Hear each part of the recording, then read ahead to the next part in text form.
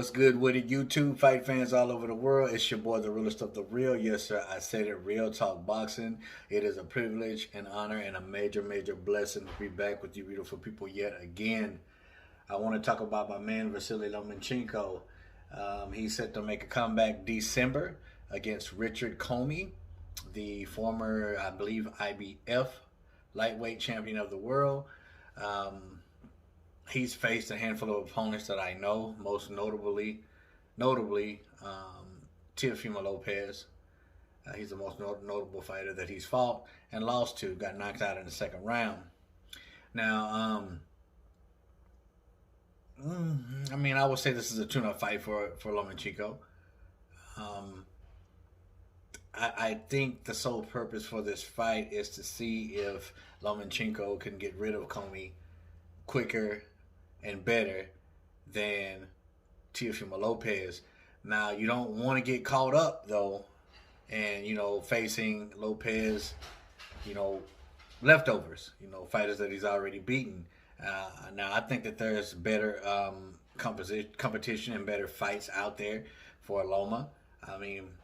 Could be that no one is available but Commey right now. But nevertheless, there's better fights out there for him. But, this fight is okay, I guess. If you want to see him in there with another tune-up before he starts, climbing up the ladder against the top 5 again.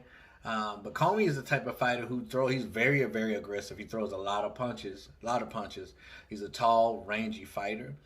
He loves throwing that throwaway left hook and then straight down the pipe with the straight right. He floored his last opponent with that punch. I forget the guy's name that he fought, but he got him out of there. About 5 months ago, I do believe it was. He had been out of the ring and active for about a year. But 5 months ago, he came back and did his thing. But he throws a lot of punches, man. A lot of punches. And surprisingly for a taller fighter, he likes to fight in the pocket. He likes to fight at a range to where he keeps you at the end of his punches. He doesn't move too far back. When he does, he'll take a half step back because he likes to throw that long straight right to the body sometimes. And you can counter that with the hook, but it's kind of hard to hit Commey with that because he'll take a half step back and pull back and then shoot the straight right again. So he's very effective at doing that. He threw a lot of punches against Robert Easter Jr., which was a very, very close fight, exciting fight. I liked a lot. I remember seeing him fight, what was my man's name? I can't remember the other fighter's name.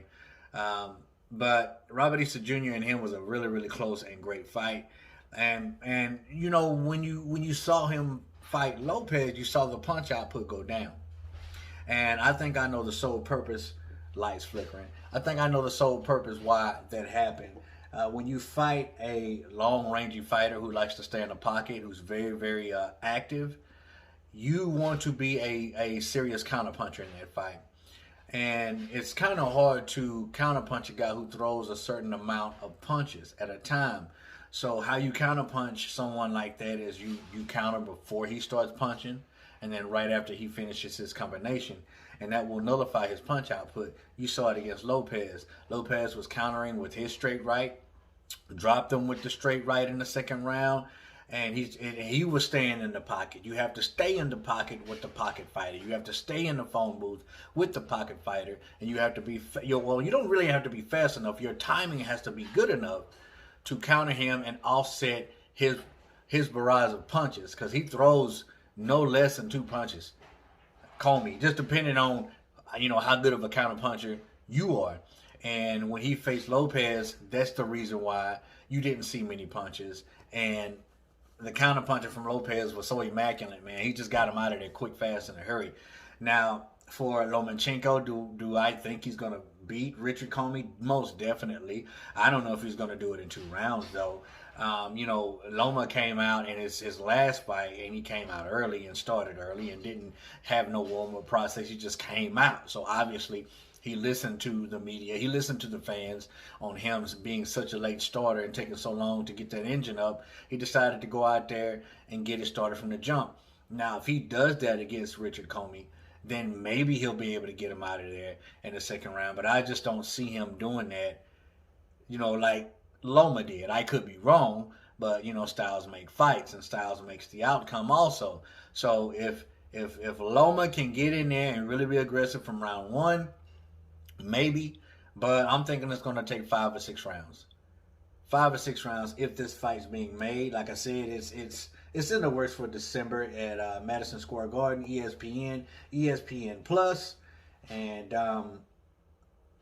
not really looking forward to it. Not the match itself, but I'm looking forward to seeing Loma in the ring again because I think he's still, nevertheless, I mean, he lost against Lopez, but still, he's one of the top dogs in my book, and I do believe he will be world champion yet again.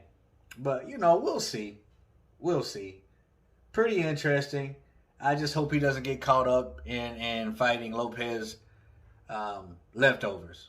I don't want him to become that fighter because I would rather see him against Isaac Cruz.